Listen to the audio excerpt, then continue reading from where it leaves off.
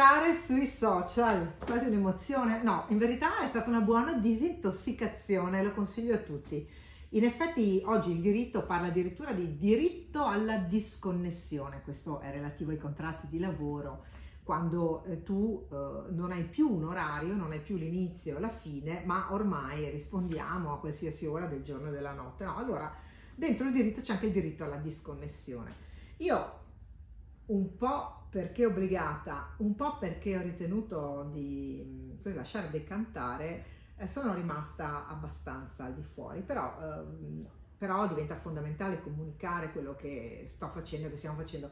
Voi vedete questa scrivania che non è esattamente un simbolo di lean production o modello organizzativo, però sappiate che ho passato più o meno quasi un mese ad andare dietro alla qualsiasi, e ne siete stati tutti poi molto testimoni. Ho avuto un sacco di mail di solidarietà, messaggi, mi hanno regalato libri di tutti i generi. Potrò studiare un sacco quando diventerò vecchia, perché alcune cose le so abbastanza bene, ma come dire, cercheremo di parlare d'altro.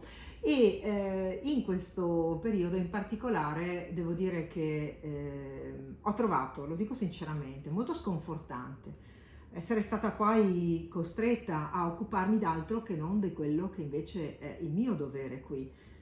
Io oggi sono più che mai, più di sempre, l'assessore al lavoro. Più di sempre perché la crisi del 2009 e del 2011 non ha niente a che vedere con questa crisi.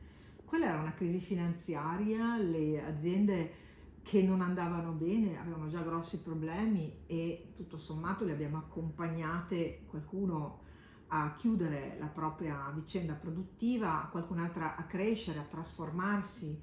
Abbiamo inventato strumenti in quegli anni, tra cui l'esigenza di costituire in Veneto una unità di crisi per le crisi aziendali, le crisi complesse, non quelle che semplicemente devo accompagnare alla chiusura e non è mai semplice, o per le quali devo pensare agli ammortizzatori sociali per i lavoratori. Questa crisi è la peggiore della storia.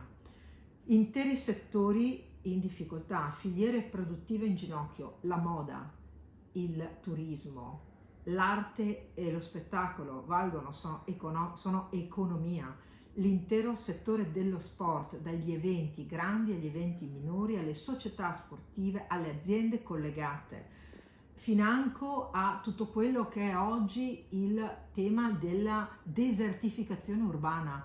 Ma ci rendiamo conto che chiudere un bar, una pizzeria, un ristorante di sera non ha alcun senso? Perché come ho trattato oggi all'incontro con OVS che ha acquistato Stefanel, e devo vederlo con grande gioia che un imprenditore veneto abbia deciso con coraggio in questo momento di acquistare un'azienda del settore della moda, perché è evidente che il mercato è crollato, che c'è molto online ma che non riguarda le produzioni italiane, credo che ce ne rendiamo conto. Andare solo a fare e-commerce vuol dire che non vai più nel negozio, non c'è la commessa, non c'è l'impresa di pulizie, quella vetrina rimarrà spenta, il centro storico si impoverirà. Chiudere un bar alle 18 significa che non ce la farà più a pagare l'affitto. I proprietari degli immobili non si rendono conto che a forza di continuare a tenere gli affitti come se non fosse accaduto nulla, perché magari hanno degli impegni con i mutui, perché ne hanno fatto una leva fiscale, io non discuto di questo, ma oggi non rendersi conto che quando chiude un negozio, un ristorante, un bar, si sta chiudendo un centro storico, significa essere molto miopi. In tutto questo siamo anche in una vacazio di governo, perché con tutto che, come diceva ieri sera in maniera brillante un commentatore, Mario Giordano, di cui mi onora anche di avere la sua amicizia, ormai Mario Draghi da bambino moltiplicava le merendine per i propri amichetti con una battuta, dando ovviamente questa attesa messianica nei confronti di Draghi. Io invece sono molto convinta che la posizione di Giorgia Meloni, di Fratelli d'Italia, sia corretta. E che cosa si è detto? Si è detto, primo, c'è un principio. Il principio è quello che è il popolo che deve esercitare col proprio voto un indirizzo e che di conseguenza la politica deve porsi nei confronti della democrazia con massimo rispetto e massima attenzione.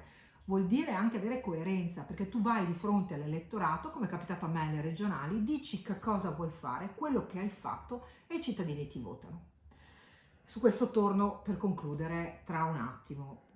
Ma la democrazia in Italia è sospesa. Si è detto che non si può votare perché c'è il pericolo Covid, eppure in tutta Europa votano, eppure continuiamo ad avere in parte aperto le cose. Perché? Perché si può votare anche col Covid, perché si può andare a scuola col Covid, si può mangiare fuori la sera con il Covid, basta avere le procedure di controllo, basta avere i controlli. La seconda, Giorgia Meloni ha detto con chiarezza che per tutte le questioni che saranno di rilevanza nazionale, per il bene della nazione, per l'interesse degli italiani, non mancheranno i voti di Fratelli d'Italia. Sarà una opposizione responsabile e un supporto a ciò che dovrà essere utile o inteso come tale, soprattutto per quanto riguarda il recovery plan e quindi gli investimenti da fare per l'Italia.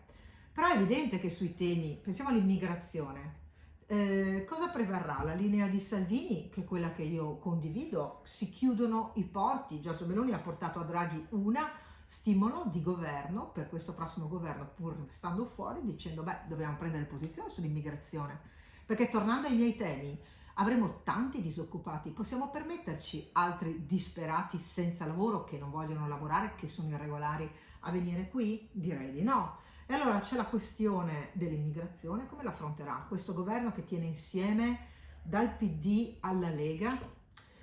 Quando si dovrà decidere le priorità del recovery plan? Vedete, io qui ho il piano, il piano nazionale di ripresa e ripartenza, questo è il recovery plan, e c'è la parte veneta, cioè ci sono le cose che noi abbiamo fatto, ma qui ci sono scelte politiche. Qui noi decidiamo, il Veneto decide che si devono aiutare le imprese, non il reddito di cittadinanza. Che posizione terranno il governo? Ecco perché non è tanto verosimile che questo sia un governo capace di fare delle cose.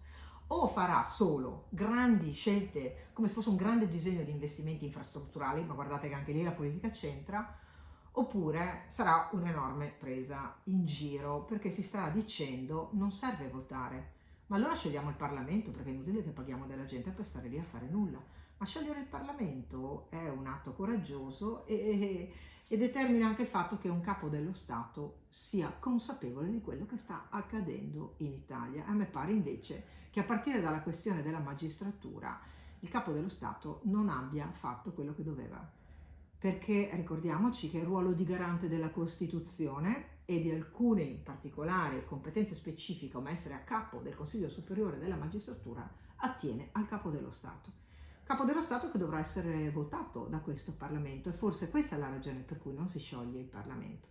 Allora vedete, di tante cose non ho parlato in questo mese, in questo lungo mese, perché dall'8 di gennaio è successo di tutto. Vi dico perché sono andata in aula a dire, se qualcuno si è sentito offeso, l'ho detto anche alla stampa, io chiedo scusa, perché ho avuto oltre 10.000 ragioni, anzi 10.740 buone ragioni. Sono quelle persone che hanno scritto il mio nome quando ci sono state le elezioni regionali, che mi hanno chiesto di continuare a lavorare per loro perché si sono fidati di me e io non potevo deludere soprattutto loro. Ecco perché sono qui a fare il mio lavoro. Ecco perché con l'unità di crisi ormai stiamo trattando 3 crisi aziendali al giorno, signori. Per tutti quelli che si preoccupano di canzoni o canzonette, per tutti quelli che si preoccupano di dare o meno giudizi sulla storia, che pensino che le priorità per l'Italia e gli italiani sono altre.